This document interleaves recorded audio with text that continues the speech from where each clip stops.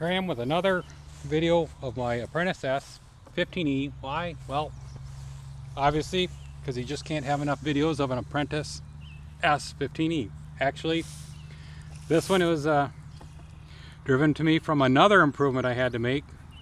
I've got a lot of hours on this airframe, as be evidenced by the repairs, the glue, but a lot of hours on the water. And a week ago I was out flying around, practicing my touch and goes. Now that the ice is off the lake, get it out in the water, and nearly had a catastrophe on my hands. Plane lost control.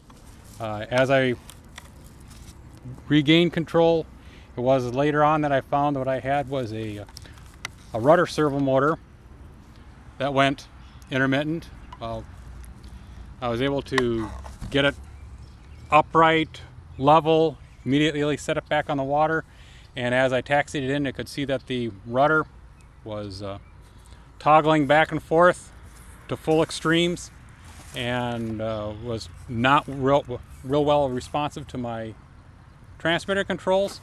And when I got the plane back in, I actually had to go wade out to the water to go retrieve it.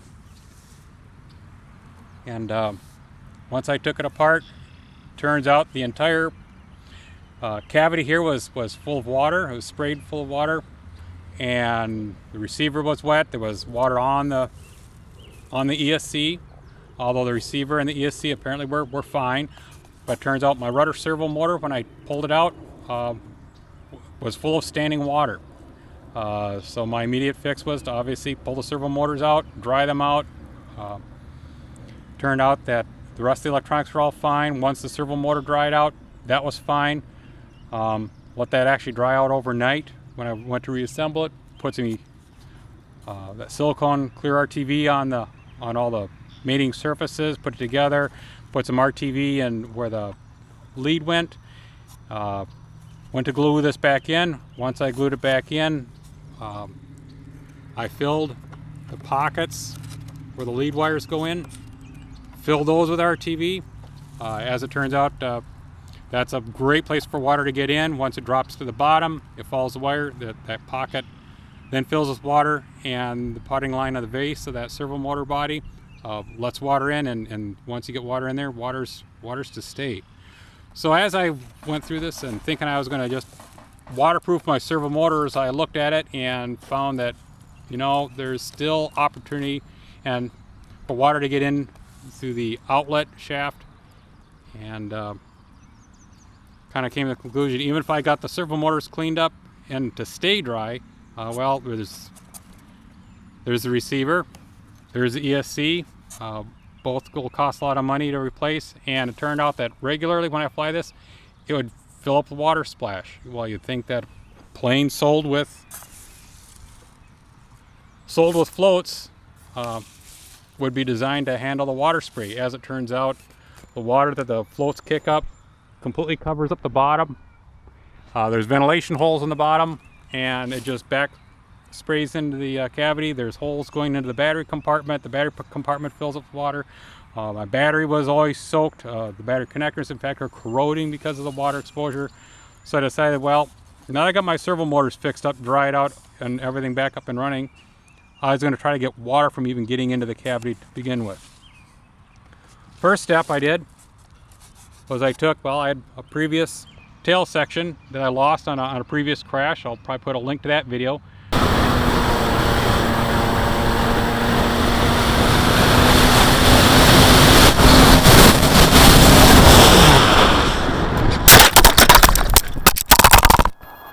But it meant that I needed to buy new tail feathers. I stripped the covering off of it, gave me a nice flat sheet of foam, cut it up. One piece I made here as kind of a wedge that fits side to side. Glued that down to the front edge here, sealed up both edges there, and made that deck, maybe about 3/4 of the cavity back here. What I did is I took the bottom off, which is this actually pulled out pretty good. It's only double face taped on, so factory installation of this bottom cover is not too much to remove. Just grabbed it, pulled it out, gave plenty of access to make that little deck in there. Once I did that, then I thought, well, why don't I cover up those holes? Because those holes just, eventually, if I'm going to fly inverted, it's going to make its way back. So you can see here that I made a little duct. That prevents water from getting in there to begin with. Since I was covering that up, I took the first 2 holes here. I cut the webbing in between them, so it's actually, instead of 2 holes, I have actually 1 long elongated hole. And figuring that if I put that duct there, you can see it's tapered, it's sealed up in the front, sealed on the sides, made out of foam. Figured even if a little bit of water gets in there, I've got that decking in there, and hopefully, actually with it pointing back, you'd think would create a little bit more of a negative air pressure path anyway. So figuring that this actually might create better air circulation through the cavity. So there it is, no exposure at all to the bottom there. Keeps everything nice and dry. Even if I get some water in there, turn upside down, I've got that baffle to keep things clean. Next stage, going through to the battery cavity here, lots of water gets up inside of here. So I made a couple decks in there. You'll see here I've got again that same piece of foam I took back here and cut it around to allow just enough room for my servo rod to go through there. My power leads go through there, and other than that, it's sealed all the way the rest of the way around here. There's not much of a space for daylight to get through anymore. Real minimal. That keeps that area dry, and then I'm looking a little further forward. There's also another cavity down below in here. That goes to the front of the battery compartment, and I also cut a piece there. Push that all the way down to the bottom there, and that's completely covered, which does leave room for the servo rod to go through there. Now the only air entrance into this cavity is actually up there where the motor leads come through, so that actually goes up to the motor compartment up here. I feel a lot better about that because that's obviously very far forward of the splashing from the floats and should be the driest air I have available anyway. So there is air circulation coming in through the motor, through the cavity, out the back, and it'll have to do a little bit of a U-turn, and then through the bottom and out the bottom vent there. So a little bit better air control. The only concern that I had there at this point now is any water that might actually come through the wing. I took it out, flew it a few times, and found that my concern there actually was nothing to be concerned about. It actually seems to shed water fairly well. Not a lot of water comes up to the top there.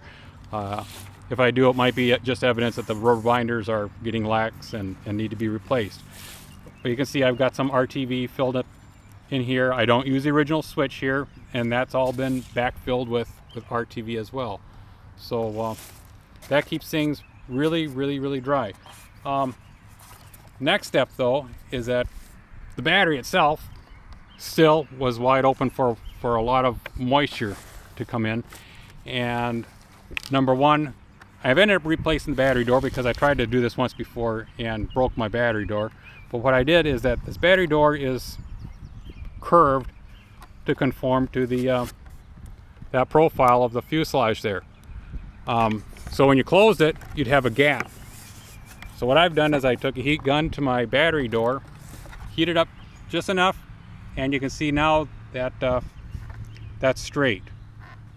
So what that ends up doing is that once you start closing that battery door, it pulls it down, and now you actually get a spring load up against there holding that. I used to have gaps along the side there. I also took this profile here, made this a little bit more aggressive, so that actually stands up, and putting the clip down, I actually get a little more aggressive lock on there. I even had this lock come almost completely unlocked during flight, but that keeps it a lot more aggressive. It holds the corners down. And then the last spot was the front of this battery door. Well, you can see this is necessary to be able to squeeze that to get that battery door on and off. But I cut another piece of foam, pushed it in here, glued it, and crushed enough so that's almost a gasket-like up there. And now that I fly, there is absolutely no water getting in there at all. The batteries used to come out soaked. So the battery's staying dry, the electronics are staying dry, and now I'm doing my touch and goes, and not a drop of water is being located internally. So can't believe that if this is sold as a float plane to be flowing on the water, that there wasn't a little bit more attention paid to keeping the water out of the electronics. And if you were going to let water get in the electronics, then they probably should have been waterproofed. Obviously, these weren't. Only last chance I have of getting this stuff wet, of course, is if I bring the thing in and nose it over. And well, I got more to worry about than that. So, but just normal flying, this is going to keep things pretty dry. I've taken out for a number of flights in a row, taken off the wing, and not found a drop of water inside that cavity there. Going to be a lot more reliable. So I recommend anybody else who's going to fly these things float plane, do a similar test. Try to get all those entrances of water covered up. Get some sort of a ducting over the ventilation holes over there. I thought about filling them up, but I thought, well, I probably should keep them ventilated. So I got that duct work in there in a baffle. Seems to be pretty effective. And oh, the tape on the bottom, that just helps me from chewing up the floats on grass landings, ice in the wintertime. And actually that's done a pretty good job. The tail end of the floats, you can see, are pretty chewed up, but that's just strapping tape I put on there, and that does a nice job of saving I actually bought a second set of floats when one of my previous crashes, glued it back together, and actually I'm still flying on the same floats I bought last summer. So they've actually held up pretty good. You can see got a lot of mishaps, a lot of repairs, and I hope to keep on flying this. I've got as you can see, a few hop-ups in there. I got instead of what were you, 35 amp ESC, I got a 50 amp ESC here, a Phoenix Edge there from Castle, and I've got the larger was it the Power 15 motor up underneath there, so a little bit more horsepower in the motor. I've got a much larger APC prop and that nice aluminum spinner on there, and I went for the 30C battery that E-Flite sells for the same plane. And so this thing's quite the main machine. It'll do up to 500 watts. It'll go vertical, let you get pretty sloppy in your flying, and all you gotta do is power your way out of your mistakes. So of course, if you got servo motors getting wet, well, there's not much you're gonna do about that. You're going down. So I recommend previous video I had, getting that servo control rod replaced and making the rudder for that float a lot more controlled. You know, tacking down the cable sheathing over here, which I don't know why they didn't do it here. We do it on all of our other airplane builds. Straight rod on that push rod there instead of that Z-shaped thing there. And obviously, even with all my other little deals here, lots of clearance.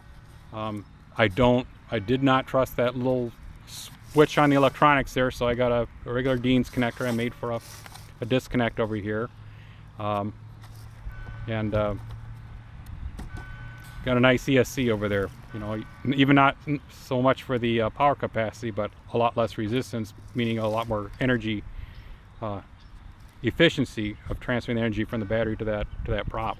So that's my Apprentice with a few of its updates. I definitely say that if you're going to fly this thing on water, before you put 2 million miles on it, probably even before you do this, take those servos that you might already have water in them, and try to keep the water out, because I'm assuming that you're going to seal them up. That was one of my concerns. If you got any water in there, well, now the water's not even going to evaporate. That's water. Any water intrusion at this point is there to stay. So have fun, safe flying, and leave some comments.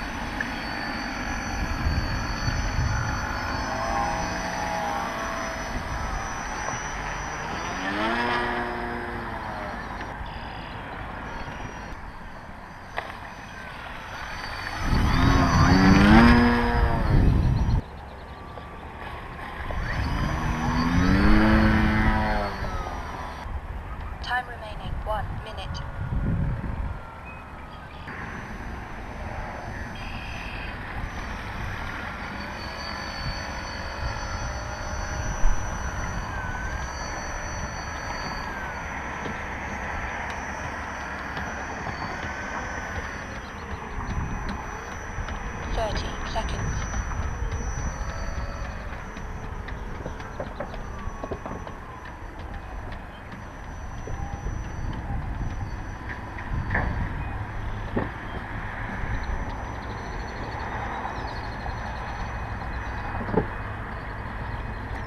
Ten, 9, 8, 7, 6, 5, 4, 3, 2, 1. Time expired.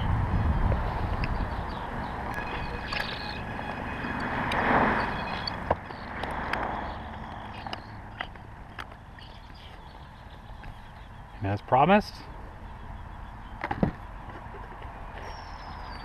everything is dry.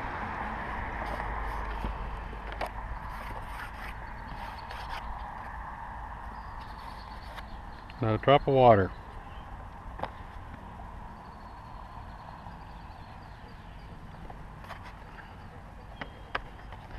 Even the battery compartment, dry. Battery used to be just soaked.